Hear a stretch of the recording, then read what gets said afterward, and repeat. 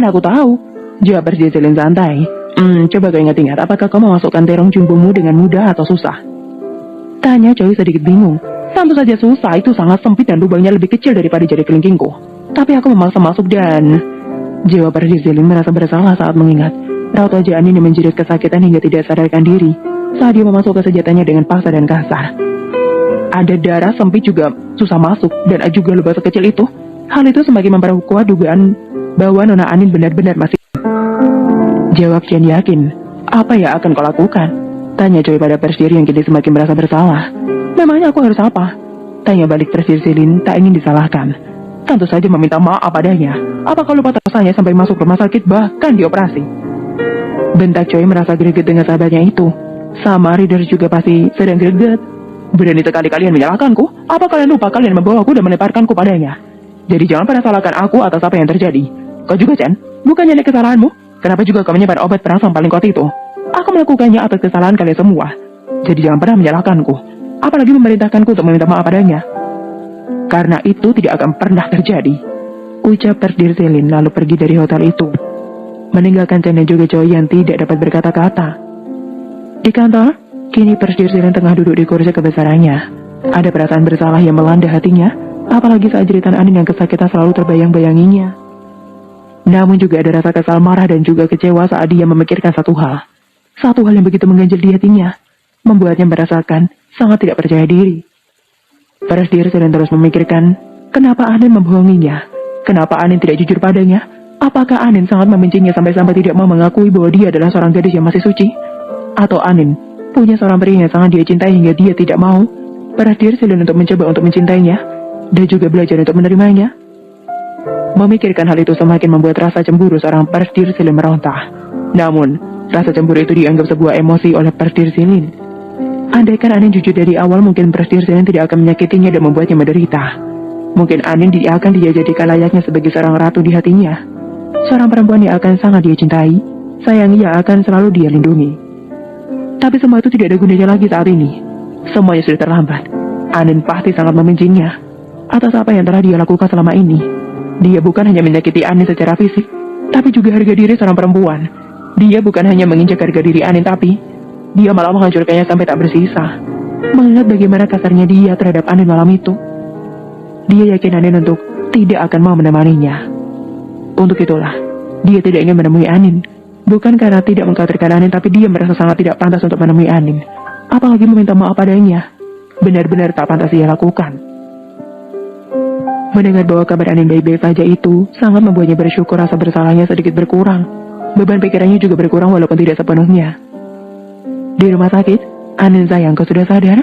Ucap Nyonya Besar mau mengelus puncak kepala Anin, lalu menekan sebuah tombol. Tidak lama datanglah Dokter Siming dan langsung memeriksa keadaan Anin. Bagaimana keadaan Anin? Tanya Nyonya Mau pada Dokter Siming. Baik Mom, kondisi Nona Anin sudah mulai membaik. Jawab Dokter Siming tersenyum. Apa yang kamu rasakan sayang? Apakah masih ada yang terasa sakit?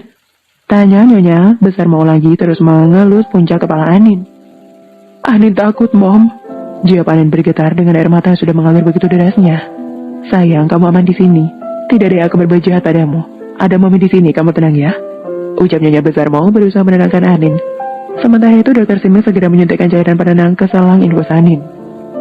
Tidak lama Anin pun kembali tenang dan kembali terlelap.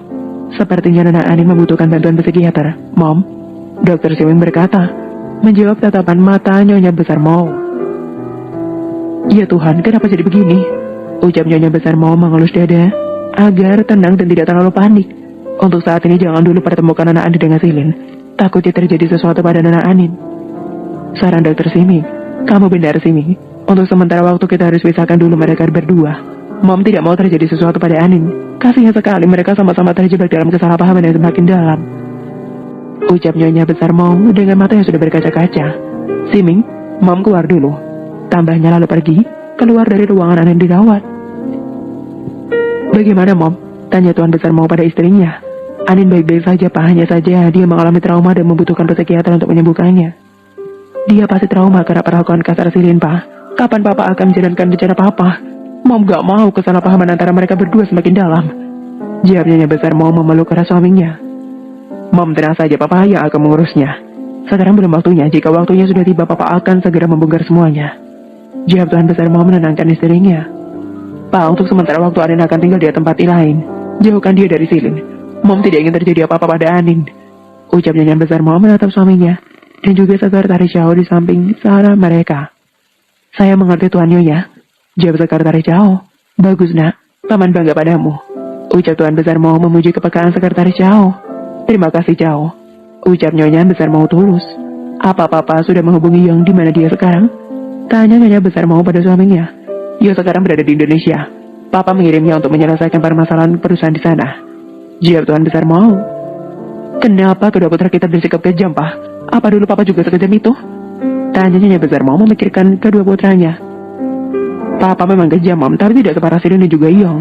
Tapi biarkan saja, Mom, kita bisa melihat seberapa kemampuan mereka. Untuk sementara waktu, kita biarkan dulu mereka belajar menyelesaikan masalah mereka masing-masing. Tapi mau tenang saja, Papa akan selalu memantau mereka. Dan saat mereka salah dalam melangkah, maka Papa yang akan turun tangan. Tuan Besar mau berkata sambil mengelus istrinya tanda sayang. Terima kasih, Pak. Mom tidak tahu apa rencana Papa, tapi Mama akan selalu mendukung Papa. Karena mempercaya Papa pasti bisa menyelesaikannya dengan sangat baik. Jawab Nyonya Besar mau menengadah menatap lembut wajah sang suami tercintanya. 2 minggu kemudian, kini Anin tinggal di sebuah apartemen mewah milik keluarga Mau. Setelah sebelumnya Anin menolak tawaran Nyonya Besar Mau agar dia tinggal di mansion 2 milik keluarga Mau. Mansion kedua itu tidak kalah mewah dengan mansion utama. Anin juga menolak para pelayan yang diutus Nyonya Besar Mau untuk menemaninya. Karena dipaksa oleh Nyonya Besar Mau, akhirnya Anin pun mengalah. Tapi Anin hanya ingin ditemani oleh salah satu pelayan saja. Kurang lebih 2 minggu, Anin menjalankan pengobatan untuk memulihkan traumanya sekarang. Keadaan Anin sudah semakin membaik. Anin juga sudah berani keluar dari apartemen walaupun hanya duduk-duduk santai di taman yang ada di apartemen itu. Tapi berbeda dengan hari ini, Anin yang sudah mulai bosan memaksa untuk ikut pergi bersama pelayan. Ia akan berbelanja keperluan sehari-harinya ke mall. Setelah mendapatkan izin dari Nyonya Besar Mau, akhirnya Anin pun bisa ikut ke mall hari ini. Dengan syarat, kemanapun mereka pergi harus ditemani oleh para pengawal.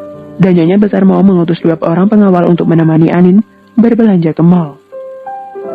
Nyonya Besar Mau tidak bisa ikut menemani Anin berbelanja karena Maylin, ibu dari sekretaris Chao, sedang dalam kondisi tidak sehat. Sebagai sahabat dan juga saudara, Nyonya Besar Mau tidak ingin melewatkan waktu untuk merawat Maylin. Di dalam sebuah mobil mewah, Anin terlihat bersemangat. Bagaimana tidak? Dia yang selama ini terkurung di dalam sangkar emas akhirnya bisa bebas. Anin begitu antusias memilih berbagai macam sayuran dan keperluan lainnya. Setelah mendapatkan semua keperluannya, Anin yang sudah mulai kelaparan mengajak pelayan dan juga 2 orang pengawalnya untuk ikut makan bersamanya. 2 pengawal bersebut kekar itu tidak mampu menolak keinginan tuannya, dan mereka pun makan bersama di meja yang sama. Saat makanan mulai tersaji, Anin dengan tak sabaran melahap makanannya, namun saat sedang asik menikmati makanannya, Anin malah kebelet ingin buang air. Bibi dan juga om-om, saya permisi ke toilet sebentar ya. Kalian lanjut saja makanannya. Ucap Anin lalu berdiri dari duduknya. Mari saya temani Nona. Ucap Bibi sang pelayan dan juga 2 orang pengawal bersamanya dan serentak ikut Anin berdiri dari duduknya. Kalian bertiga? Tunjukkanin pada mereka. Tidak usah Bi dan juga Om, saya bisa sendiri, lagian toilet dekat sini kok. Ucap Anin menolak dengan lembut. Maaf Nona, kami diutus Nyonya Besar untuk menjaga Nona. Jadi kemanapun Nona pergi kami akan mengikuti Nona. Ucap salah satu pengawal memberi penjelasan kepada Anin. Kalau begitu bagaimana jika Bibi saja yang menemani saya? Saya merasa tidak nyaman jika Om yang menemani saya. Saran Anin jujur. Tapi Nona, kami harus menemani Nona juga. Karena itu adalah tugas kami. Jika terjadi sesuatu pada Nona, kami yang akan disalahkan. Ucap pengawal yang satunya tidak menyetujui saran Anin. Maaf Om di sini saja ya. Lagi pula saya hanya ingin ke toilet saja. Saya tidak akan ditabrak mobil atau dimakan hantu di dalam toilet itu. Saya yakin saya akan aman. Ada Bibi juga yang akan menemani saya. Jawab Anin menolak keras. Ayo Bi, saya sudah tidak tahan. Ucap Anin menarik tangan pelayannya. Bibi tunggu di sini saja ya. Ucap Anin lalu berjalan menuju toilet. Setelah selesai membersihkan setoran, Anin pun keluar dari toilet dengan sedikit berlari. Anin menyusul pelayannya. Ia masih setia menunggunya. Namun karena terlalu tergesa-gesa, Anin pun tidak sengaja menabrak tubuh kekar seseorang. Kaki Anin saat tubuhnya terhuyung ke belakang. Beruntung seseorang yang ia tabrak dengan tepat menangkapnya hingga Anin tak jadi terjatuh ke belakang, melainkan jatuh ke dalam pelukan seseorang. Apa Nona terluka? Tanya seorang pria tampan yang Anin tabrak. Maaf Tuan, maaf saya tidak sengaja menabrak Tuan. Jawab Anin lalu mengeluarkan tubuhnya dari pelukan pria itu. Tidak masalah, Nona. Perkenalkan nama saya, Mika Aldrich. Nona bisa memanggil saya Mika. Jangan panggil saya Tuan karena Nona bukan pelayan saya. Jawab pria yang bernama Mika dengan tersenyum ramah pada Anin, lalu mengeluarkan tangannya pada Anin. Nama saya Anin, Tuan. Jawab Anin membalas uluran tangan pria itu, walaupun sedikit ragu. Panggil Mika saja, Nona, jangan Tuan. Ucap pria itu ramah. Bagaimana kalau Tuan Mika saja? Jawab Anin tidak ingin kalah. Baiklah, tidak masalah, Nona Anin. Jawab pria itu tersenyum mempesona. Nona baik-baik saja kan? Tanya pelayan dengan nafas yang tidak teratur. Pelayan itu langsung berlari saat melihat anak mudanya yang hampir mengalami kecelakaan ringan. Iya, Bi, Anin baik-baik aja. Jawab Anin pada pelayannya. Mari Nona kita kembali, pengawal pasti menunggu kita. Ajak pelayan itu. Baik, Bi. Jawab Anin. Tuan, saya permisi pamit ya.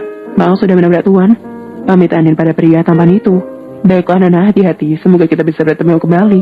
Jawab pria itu melambaikan telapak tangannya pada Anin. Kenapa gadis itu sangat mirip dengan... Tidak mungkin. Aku pasti salah lihat. Jika benar gadis itu istri Silin. Hahaha. Silin. Ternyata gadis yang seperti itu seleramu. Lumayan juga. Ucap Mika dengan tertawa lalu melanjutkan kembali perjalanannya. Bi, Anin ke kamar dulu ya. Anin capek banget. Ucap Anin yang terlihat sangat lelah. Iya, Nona. Jawab sang pelayan seraya menyusun sayuran di dalam kulkas. Sampai di kamar, Anin segera masuk ke kamar mandi.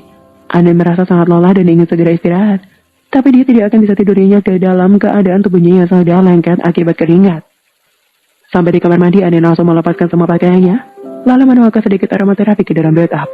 Setelah itu, Anin mulai menenggelamkan tubuhnya ke dalam bathtub yang ukurannya cukup besar. Cukup lama, Anin berendam sambil membersihkan semua sela-sela tubuhnya. Terasa cukup bersih, Anin pun keluar dari bathtub dan mulai membilas tubuhnya di bawah guyuran air hangat. Suara pintu yang diketuk. Iya, sebentar ya, Bi. Jawab Anin masih sibuk memasangkan piyama pada tubuhnya. Setelah selesai memakai pakaiannya, Anin segera membukakan pintu untuk pelayannya. Makan malam untuk Nona. Nona pasti kelelahan, jadi saya membawakan makanan malam ke kamar Nona. Ucap pelayan itu. Wah, siomay, Bi. Terima kasih banyak ya, Bi. Ucap Anin bersemangat melihat makanan kesukaannya. Siomay. Ini bukan somai, Nona. Makanan ini adalah wonton. Wonton ini adalah makanan khas China. Ucap pelayan berbaya itu membenarkan jawaban Anin dengan sopan dan ramah. Apa Nona mau makan siomay? Kalau Nona mau akan saya buatkan. Jawab pelayan itu lagi. Tidak usah, Bi. Ini saja sudah cukup. Jawab Anin memberi jalan pelayanan untuk masuk ke dalam kamarnya. Dan pelayan itu pun mulai mendorong sebuah meja berukuran kecil yang di atasnya ada beberapa jenis makanan, salah satunya adalah wonton. Wonton adalah makanan khas China yang memang sangatlah mirip dengan kuliner Indonesia yang bernama siomay.